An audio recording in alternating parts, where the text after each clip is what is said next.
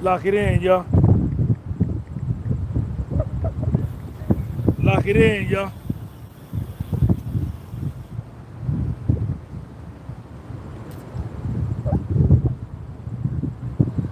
Lock it in, y'all. Shout out to Puff. Free Puff.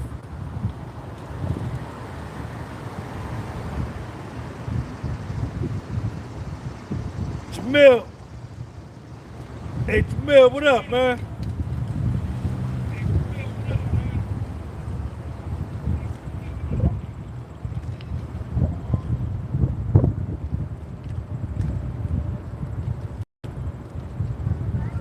Listen, the first thing I want to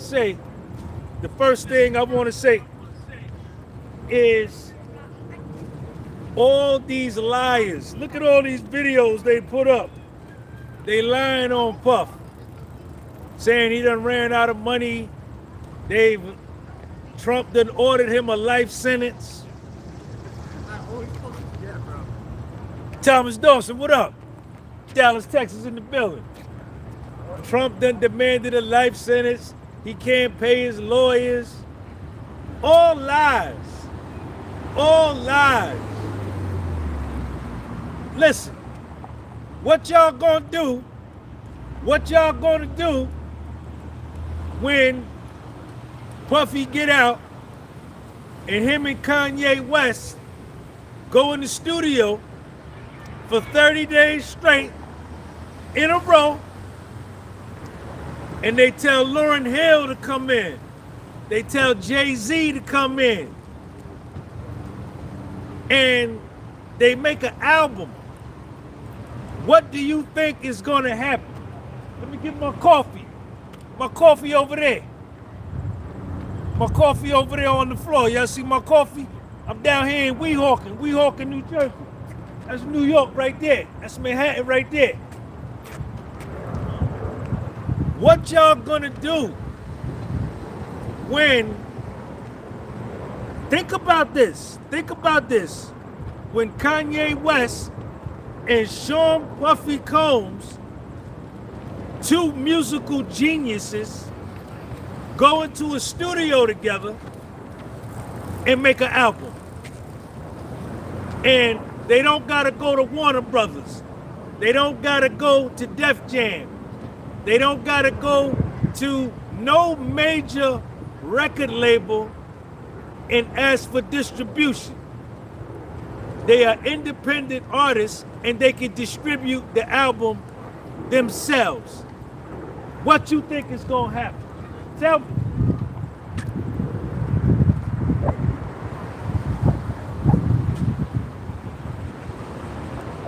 Coffee right here. That's New York right there. That's New York right there. That's New York right there. I'm in Jersey though. That's Manhattan right there. That's Manhattan. Manhattan right there. Right there.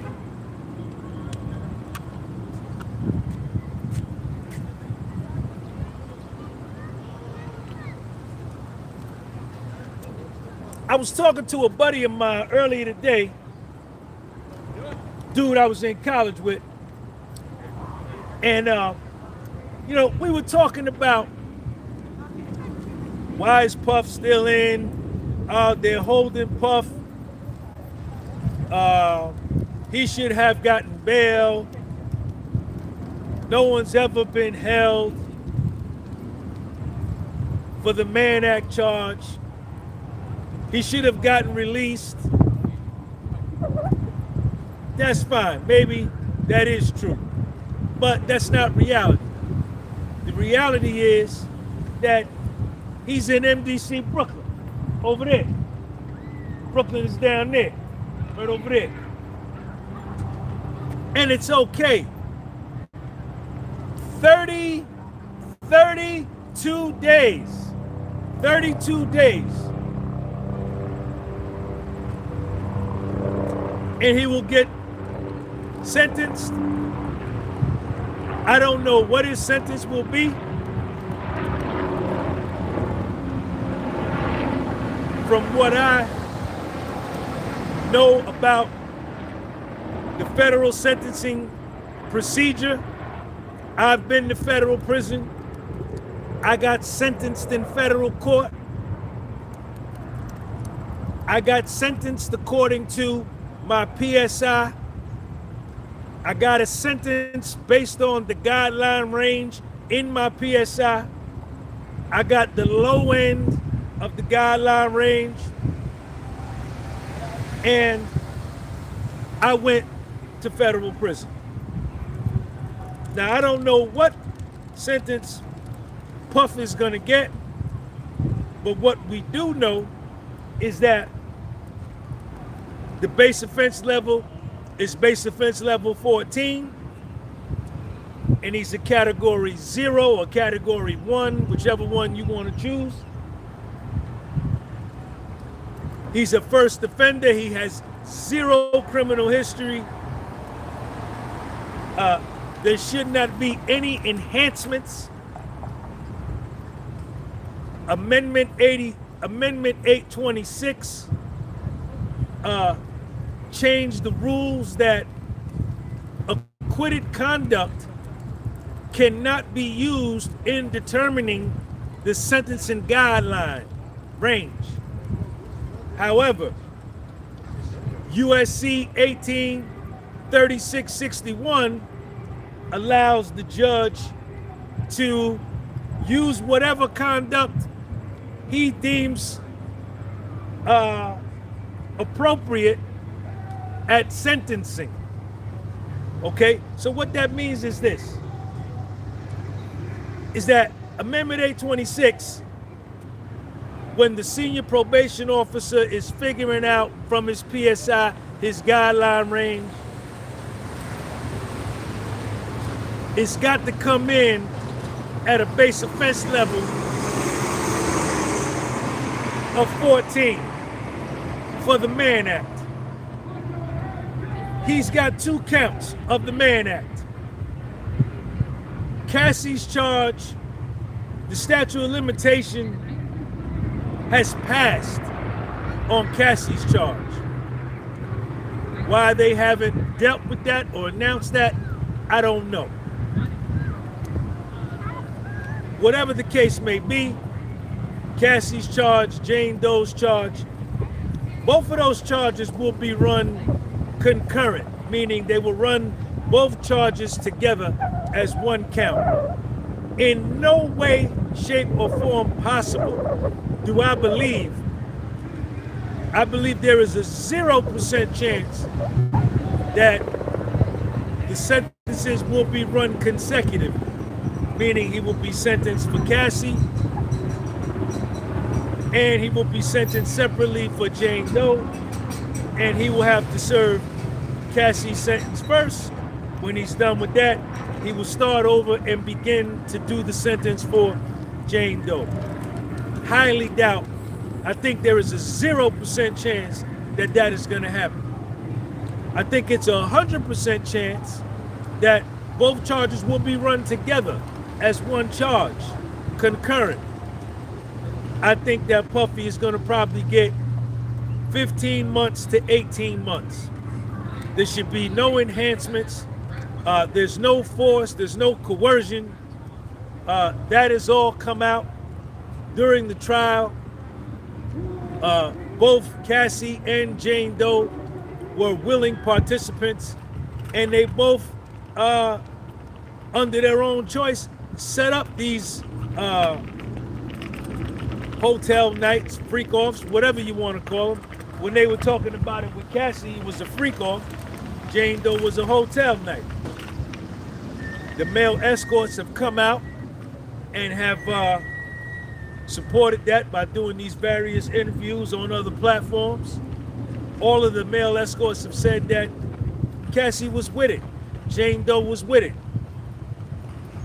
All of these things will be taken in consideration, and Puffy will likely get 15 months to an 18-month sentence. I think in another 2 or 3 weeks, he will have served a year. With the year, when you serve 1 year in federal prison, you get 54 days of good time. So in another 3 weeks, Puffy will have served a year. He'll get 54 days off. It used to be 47 days. They amended it. Now it's 54 days. And if he's sentenced to 15 months to 18 months, he should be walking out of the courtroom on the same day or shortly thereafter. Now that we got through that part, as someone, see, prison changed me for the better. Federal prison saved my life and changed me for the better. Federal prison helped me get out of my 3.5-year depression. I was depressed while I was on the street. When I self-surrendered to FCI Morgantown, I came up out of the depression after I got to prison and was incarcerated. Then I began to blossom. I began to change. I began to grow. I began to expand. I began to evolve. I began to examine myself. I began to lose weight. I began to exercise on a daily basis. I began to read books left and right. I began to just do everything that I could to help myself and change my life. Now, the thing is this, to those of you that watch me or watch other YouTube channels or other media content, you judge people in prison. You judge us. You look down upon us. You have this condescending attitude toward men or women that have been incarcerated. This is a fact. I had it. I was taught it. It's a learned behavior. It's a taught behavior that you hold in contempt someone who has been incarcerated or is incarcerated, right? It's a learned behavior in this country, 100%. Even though you in your personal life may be more of a piece of shit than the woman or man that's incarcerated, you may have done more evil and wicked things in your life that you just were never brought in court for, that you got away with. But yet and still, you look down on the man or woman who's been incarcerated. Now, the thing is this.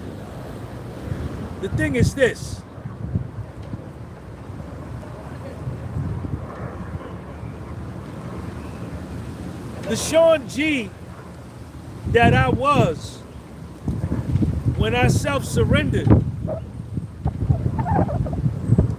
to Federal Correctional Institution Morgantown in Morgantown, West Virginia on August the 6th. Was it August the 6th? Bad information. August the 6th, 2014 was the day me and Little Sean went to my sentencing hearing. After they sentenced me to 18 months in federal prison based upon the sentencing guideline range that was in my PSI, they gave me 60 days. They did not incarcerate me. They let me sign a $100,000 own reconnaissance bond, and me and Sean caught the train from Newark, New Jersey, back to Chilltown, Jersey City, and they told me, you got 60 days to get your affairs in order. And that's what I did. So when I self-surrendered to Morgantown, West Virginia, October the 6th, 2014, I was borderline diabetic. I was high blood pressure. I was 195 pounds. I was in a 3.5-year depression, high triglycerides, high cholesterol, sleep apnea, insomnia, guilt, shame, embarrassment. I was a mess. I was a mess. While I was on the street, I was a mess. I was a mess.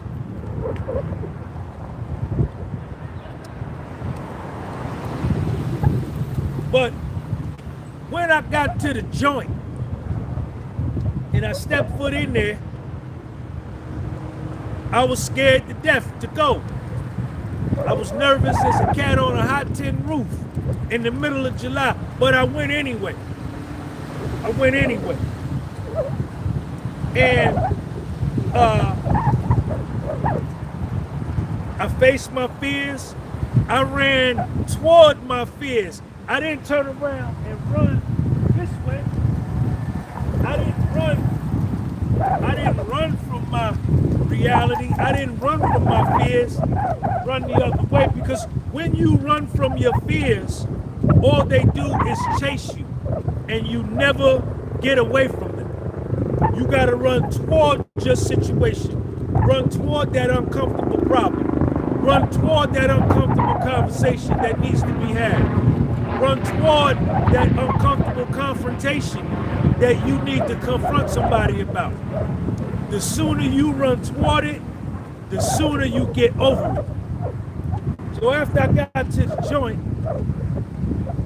believe it or not, I began to feel better. I began to feel instantly better. Instantly. And people talked about me. Oh, that nigga Sean, that nigga in the feds, that nigga in prison. They talked down on me, stabbed me in the back, cut my throat, dropped salt on me, gossip about me. They said I was done. I was dealing with this little honey, this little Jamaican honey. Her cousin told her Sean to never get back to where he was. You understand? And that got in her brain.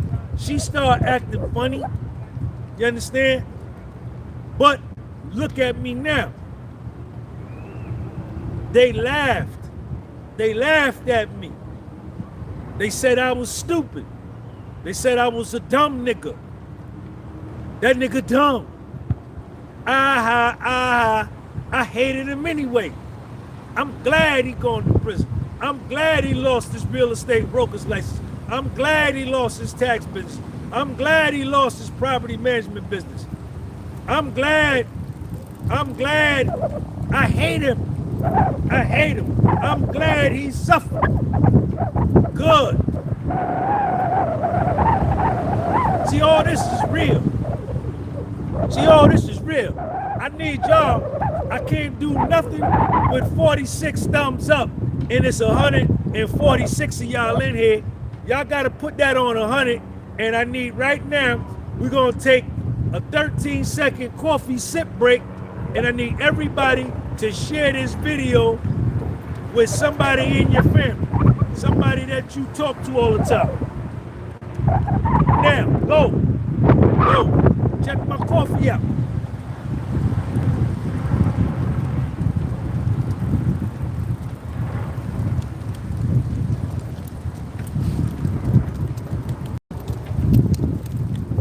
Thank you in advance for hitting the like button. Thank you for sharing this video. I'm in Weehawken. I'm in Jersey. That's New York right there. That's Manhattan right there. That's 34th Street. The Empire State Building, you can't see it, is right there. Empire State Building right there. That's 34th Street. That's 34th Street. 40 Deuces over there. But anyway, I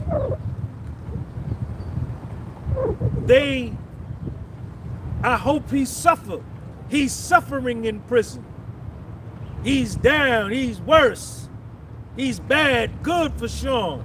Fuck Sean. Fuck Sean G. This is what they said about me when I went to the joint. But little did they know that, as Malcolm X said in the book, The Autobiography of Malcolm X, that in his estimation, he would put prison second to college as a place for a man to go if he needs to get his life together and do some thinking. Malcolm X said that. Yes, he did. He says that because in prison versus college, in college, you're distracted by parties, panty raids, going to the club, drinking, getting high, women, you distracted. Whereas in prison, there are no distractions. You are there with you and yourself. And I think Malcolm said, and I'm gonna share something with y'all too. I think Malcolm said he studied more deeply in prison than he had ever did ever in his life. And let me share this here with y'all. Let me share this here with y'all. Check Sean G out. Check Sean G out. I got a bachelor's degree in accounting from Morris Brown College in Atlanta, Georgia.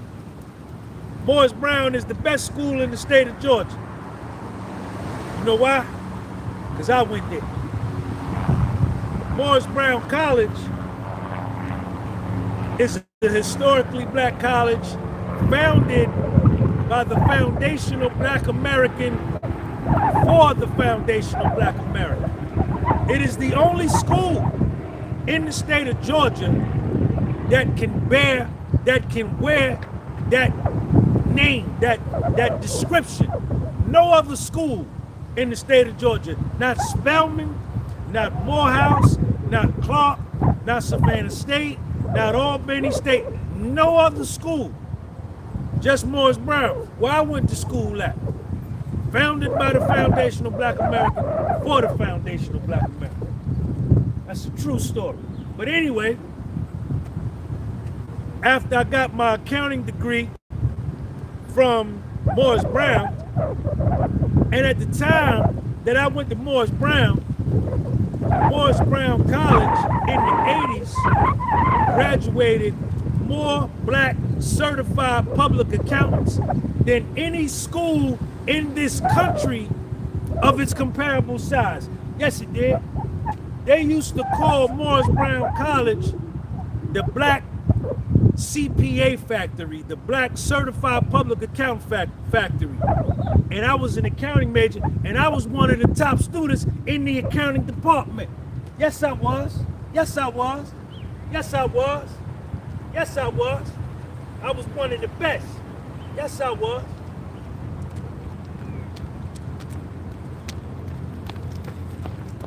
So when I got my degree from Morris Brown, I didn't stop there, because I don't never stop. I'm a goal achiever. I'm a high achiever. I ain't like you. You quit and you give up when you face adversity. I don't do that. I love adversity. I welcome adversity because I know it's gonna make me stronger. I got my master's degree down there in Newark at the New Jersey Institute of Technology. I graduated there cum laude with honors, 3.28 grade point average. But I'm gonna say this here to you. I studied harder, I learned more, I did more intense reading when I was at Federal Correctional Institution, Morgantown, than I did at Morris Brown and NJIT combined by far. I did more studying, more serious studying in prison than I did in college. That's a true story. That's my story.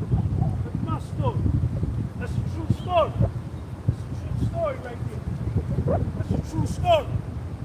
That's a true story.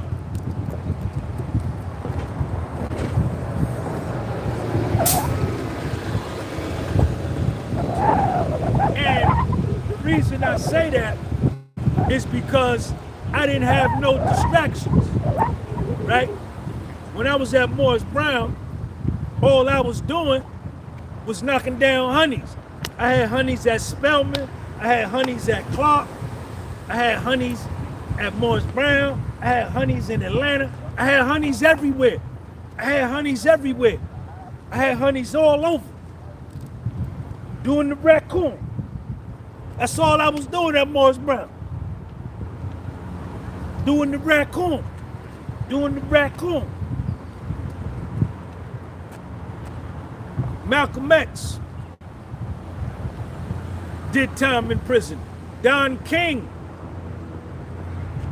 Hall of Fame boxing promoter, put together some of the most momentous and historic fights in the history of the world. Muhammad Ali and George Foreman, the Rumble in the Jungle. Don King did time in Ohio, I think for manslaughter. I think he killed somebody. Don King said, when I got in prison, I didn't let the time do me, I did the time. And I examined myself from behind those dark and dreary walls. Don King said that the prison, it changed him. Malcolm X, Don King.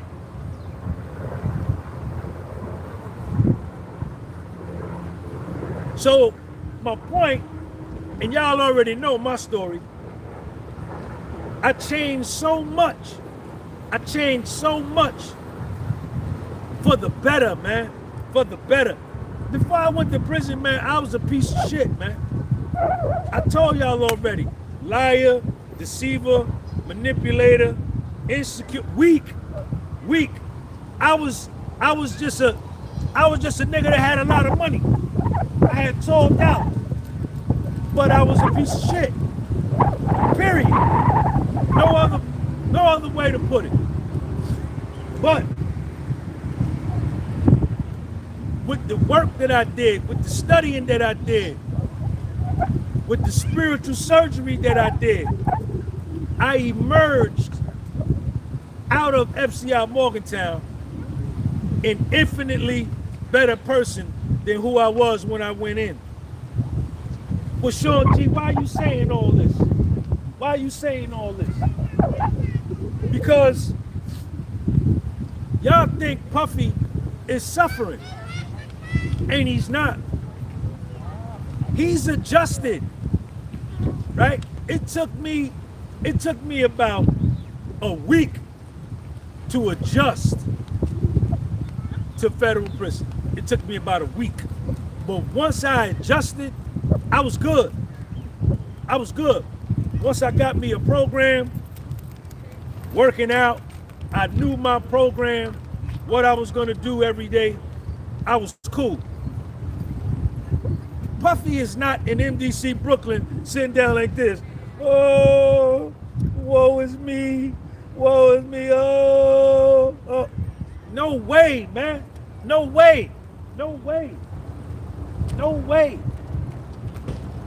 He's adjusted. Puffy is gonna come out of this situation 11 times better than what he was before all of this happened. Watch what I tell you. Trust me. He ain't drinking no alcohol. He ain't smoking no weed. He ain't sniffing no blow. He ain't getting high on no drug. He's been clean almost a year. Another 2 or 3 weeks, he'll be a year clean. So his thoughts are pure, unimpaired. These are not alcohol-induced thoughts, drug-induced thoughts, right? For almost a year, he ain't had no cell phone in almost a year. Phone ringing 92 times a day. Tuesday, it ring another 71 times. Wednesday, it ring another 63 times. Thursday, it ring 112 times. His phone was constantly ringing. His daughter needs something. His daughter's mother needs something. His mother's calling him. His son Christian is calling him. His daughter's is calling him. Daddy. The office is calling him. One of his artists is calling him. His friends is calling him. His side piece is calling him. Everybody pulling on him. Everybody pulling on Puff. He going in 80 different ways. Everybody, this one asking him for money. Can you buy me a car? Can you pay my rent?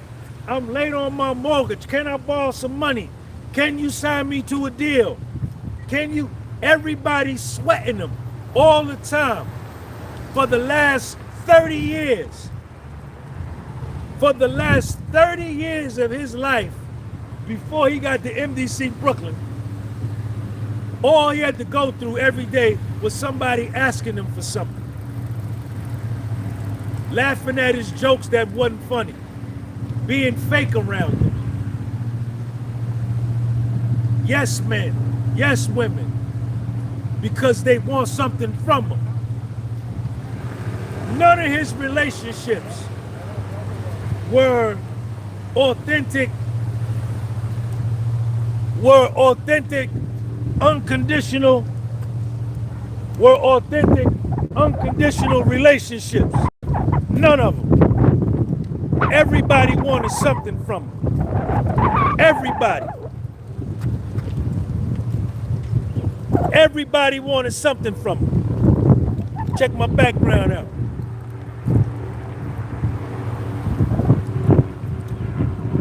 And it's been like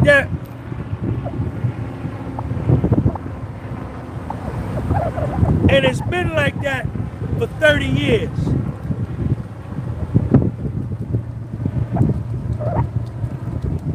MDC Brooklyn has actually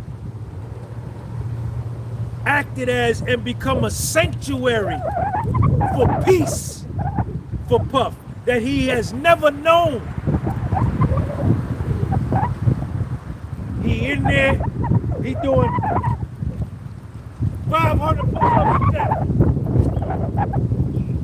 2, 3, 4, 5. He doing, Puff doing 500 push-ups a day. 500 jumping jacks. 1, 2, 3.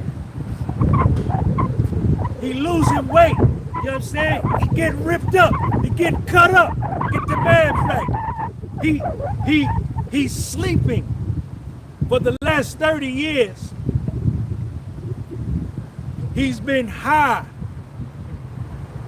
Staying up 2 in the morning, 4 in the morning, staying up all night, day after day, no sleep, fat, overweight, mind cloud, mind foggy, from no sleep, serotonin, circadian rhythm off, melatonin in his brain ain't being produced. The insomnia got him gaining weight.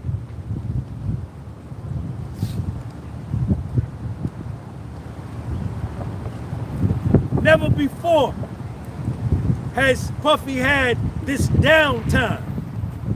Hollywood T, Los Angeles in the building. This is downtime for Puff. For Puff to sit down and think and say, damn, I fucked that up over there. Oh man, look at what I did there. See, he ain't blaming nobody no more. Because I know exactly what Puff going through, 100%. I blamed everybody. I blamed everybody for my life, for my case. She told on me. That nigga told on me. They told on me. They ratted on me. Stabbed me in the back. I blamed everybody for my case. It was everybody's fault but mine. But when I got to Morgantown, I sat down and I said, Sean, I said, nah, man. I said, nah, man. Nigga, you did this to yourself. You did this to yourself because you allow these sucker ass people to come around you. You chose them. You chose her. You chose her. You chose him. You chose them. You chose them. That was your fault. Sure, that was your fault. And then I had to look and ask myself, why did I do that? Why did I choose these people when I knew they wasn't shit from the beginning? When they showed me, they gave me all kind of red flags. But I continued to deal with them anyway. And I came back to low self-esteem. I had low self-esteem and I had a need for acceptance and approval. And a lot of them were telling me things that they knew I would like to hear. Yes, people. To get money out of me or to get favors, whatever it was. And I was too dumb or too blind to see it, right? The money and the power had me blind. And Puff is doing the same thing in MDC Brooklyn. He's doing the same thing. He's doing the same thing. And people don't know it yet. People don't know it. But when he get out,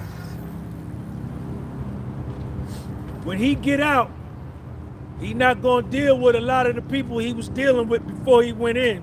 Watch what I tell you. Watch what I tell you. All the way down to his family.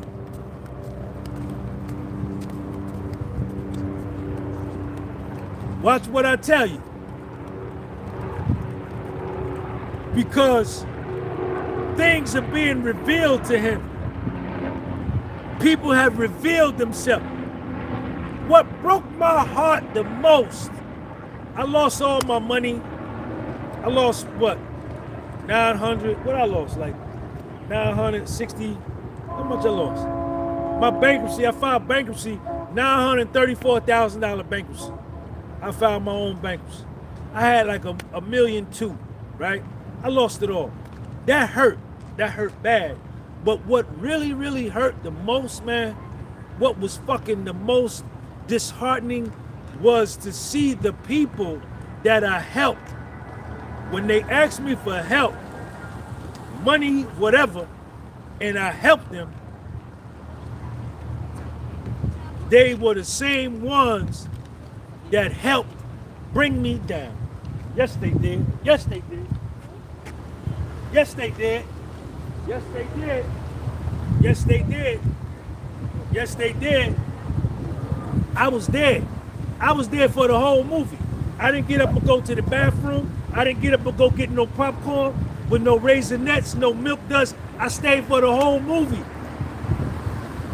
That fucking hurt me so bad. I said, how could they do that to me? I showed them love. I helped them. But then it says, Sean,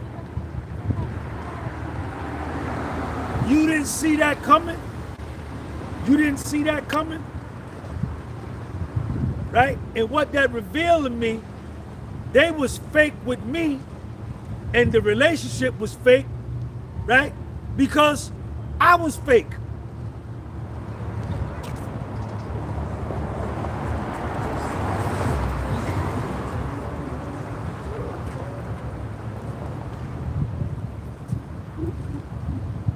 I was fake.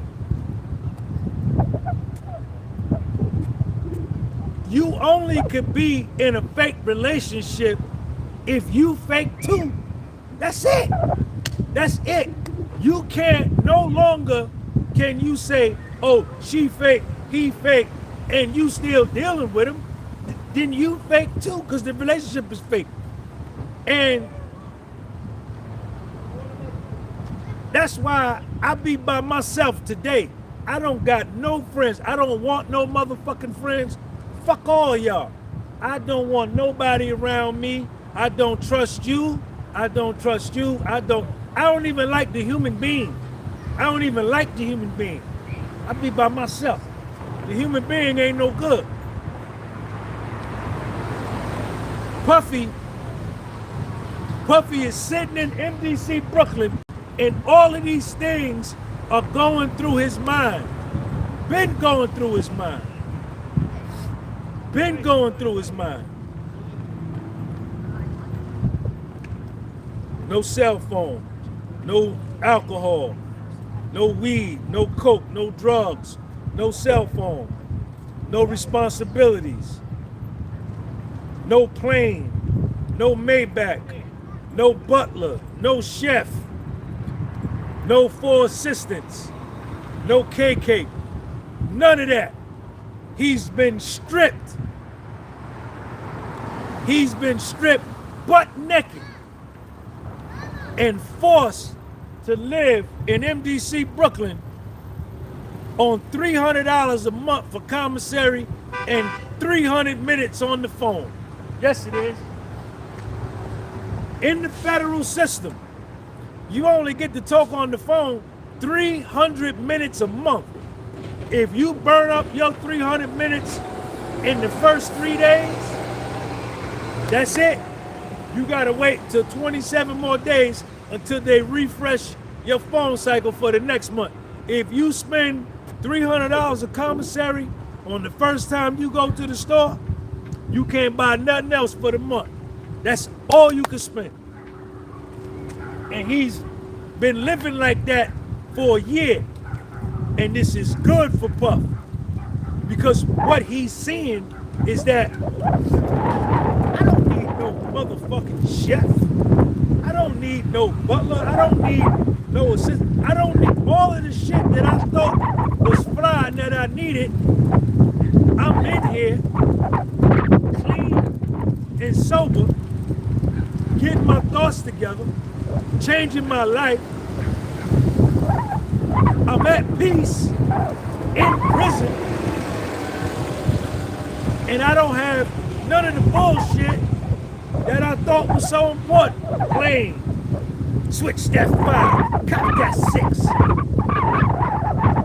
Savings, all this nonsense, clothes, shoes, jewelry,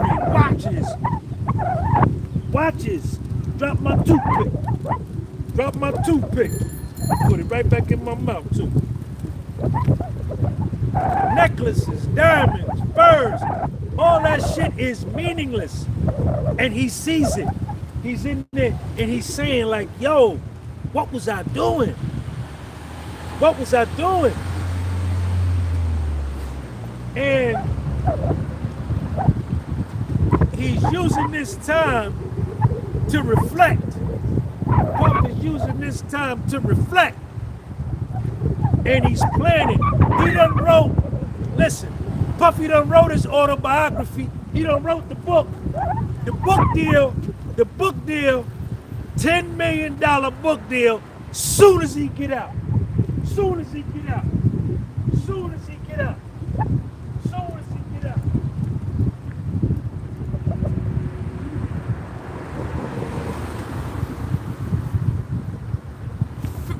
Puffy done already wrote his movie, his biopic movie, to go into theaters all over the world. Give me $100 million up front and let's do it. And I'm going to direct it. All these big brands, Hollywood, Nike, Adidas, all these big brands think you can't cancel a Puffy. You can't cancel a Kanye West. Adidas need Kanye West more than Kanye need Adidas. Puffy is the brand. Kanye is the brand. They don't need Kanye or Puff. Don't need. They got enough money and they got enough followers to distribute whatever they want independently. Puffy can goddamn get Spike Lee or Antoine Fuqua or goddamn Spielberg or Martin Scorsese, Oliver Stone. He could pay any one of them to shoot his movie and then sell it himself. See, that's another thing he's realizing too, is that he don't have to be accepted by mainstream America, right? All the Hollywood, they need him more than he needs them. Puffy is bigger now. He's bigger now than before this whole thing started. Puffy's name, he's probably right now the most popular person on the planet. Albeit for, if you look at it that way, a negative event, but all publicity is good publicity when you're in the business of entertainment. Puffy and Kanye West tonight, they could sell out Madison Square Garden 5 shows in a row. If Kanye West and Puffy say, we're gonna be at the goddamn Madison Square Garden for 5 days in a row, I give it about 3 or 4 hours, every show will be sold out. Sold out. Guaranteed. Sold out. I know I'm going. I'm going to be on the stage. I'm going to be on the stage like this. I'm going to be on the stage like this. I'm going to be on the stage like that. I'm going to be right there.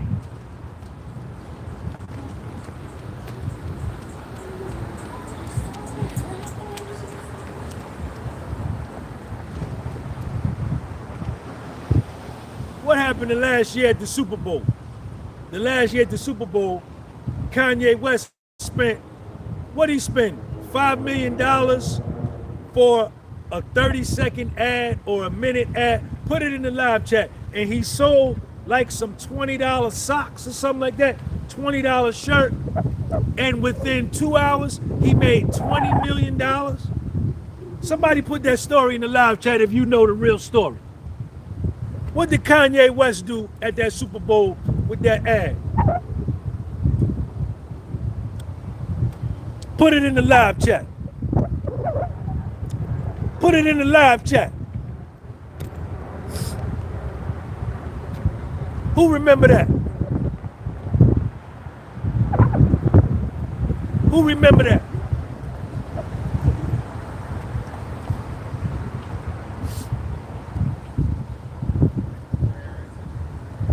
Global Urban Meet, 7 minutes and disrupted everything. I don't know what that means. I know he sold something. I know he bought some Super Bowl. He bought some Super Bowl time. 7-minute amateur. It was amazing. He bought some Super Bowl time advertising and made $20 million. You don't think Puffy can come out with a t-shirt? Just hypothetically, he makes a t-shirt that says whatever, acquitted, and puts it on his website for $25. And he sells 500,000 of them. That's $12 million.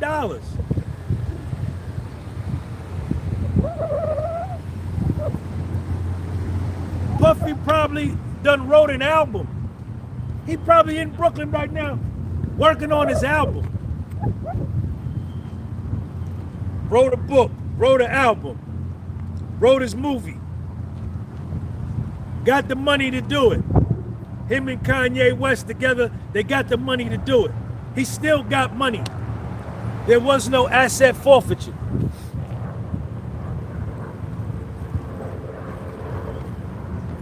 There was no asset forfeiture. The RICO and the sex trafficking would have kicked in the asset forfeiture. The man had no asset forfeiture.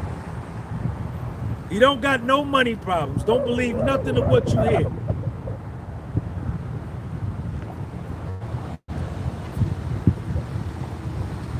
The man, Puffy, is a musical genius. You can't deny that. I don't give a fuck how much you hate him. Whatever you say about him, you say Puff a piece of shit, so are you. You a piece of shit too. You ain't been right in your whole life every day. You done did some sucker shit. Puffy's a musical genius. He knows the liquor business. He knows the music business. He knows the TV business. He knows the film business. He's acted on Broadway. He knows the clothing business. The man is the man, and he still got money. So as much as y'all hate him, and you hope he die, he still got money. He's still rich. He's still rich.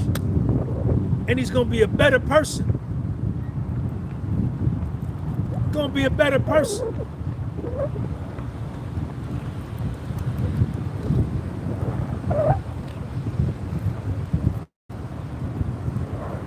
Mark my words.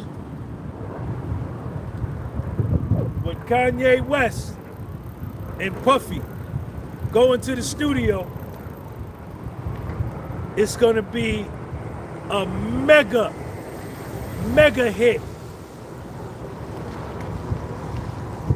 And they could take the album when Kanye West, Foundational Black American, Puffy, Foundational Black American, put this album together and take it over to some streaming platform, or they make their own streaming platform and they stream their own shit. Come on, man. Charge you $1 per track. A Puffy and Kanye West album? Are you kidding me? Call up Lauryn Hill. Yo, Lauren, come and lace this track. Come on, man. Puffy's far from over. The comeback is going down. The comeback is going down.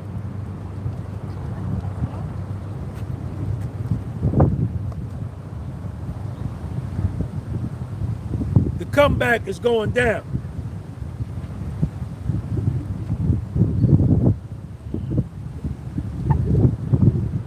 The comeback is going down. It's not over for that man. Still young, 55 years old, still a young man. Young man, good health, clean and sober, no alcohol, no drugs, got resources, power, fame, family. Shit, nigga winning, man. He winning. He winning. He winning. And all the suckers in the entertainment industry that's talking shit about him now, we're gonna see what they say to him when they see him. When they see him, we're gonna see what they say. Puffy didn't rap. Puffy didn't rap. Puffy didn't rap. He went to trial.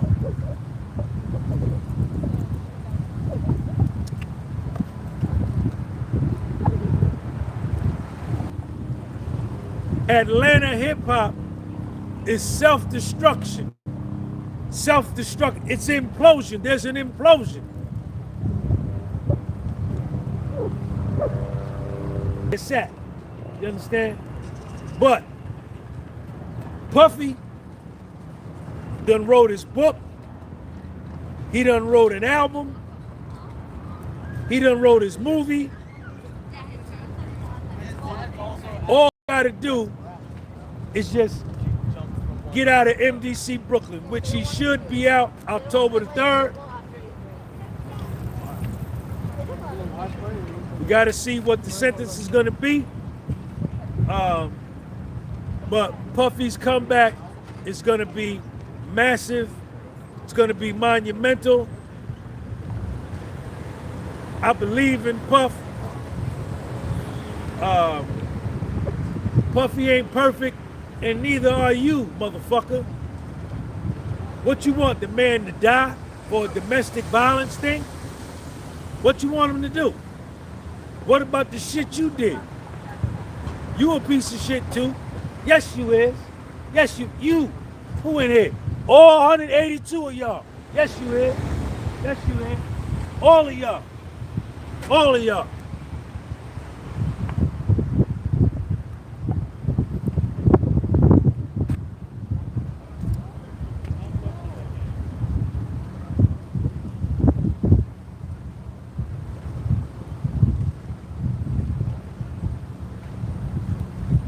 He's entitled to a comeback.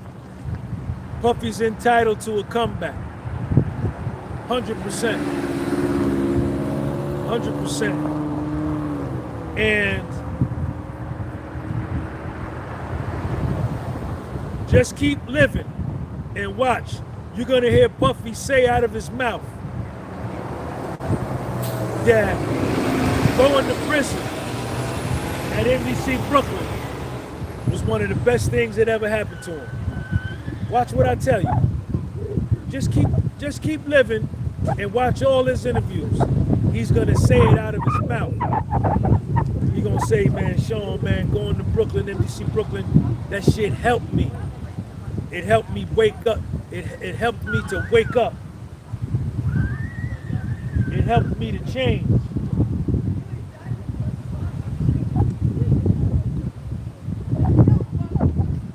Watch.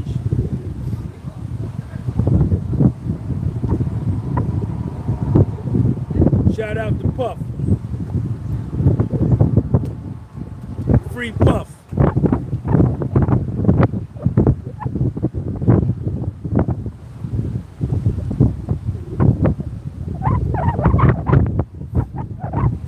Free Puff.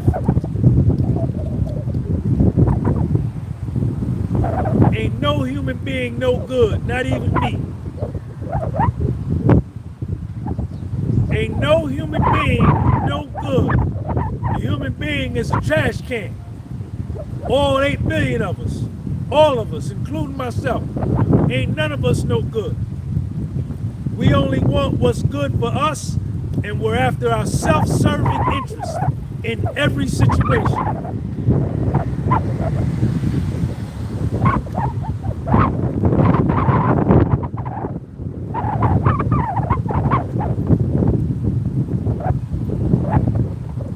Where's little Sean? Don't ask me where my son at, motherfucker, with no fake profile. You worry about where your son at. Don't ask me about my son. Worry about where your son at. If you don't see it here with me, don't worry about it.